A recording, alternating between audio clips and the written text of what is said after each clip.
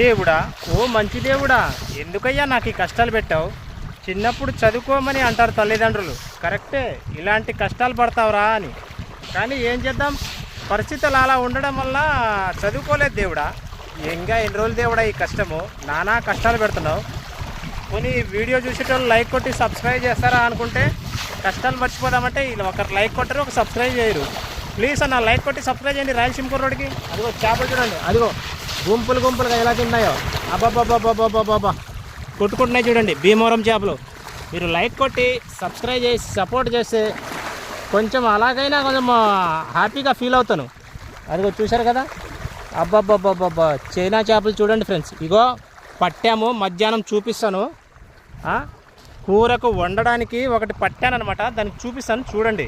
మీరు లైక్ కొట్టి సబ్స్క్రైబ్ చేసి నాకు అంతే చాలా హ్యాపీగా ఫీల్ అవుతాను కదా. ఏం చేద్దాం ఫ్రెండ్స్, కరెక్టే, చదువుకోండి, ఎవరు కష్టపడకండి.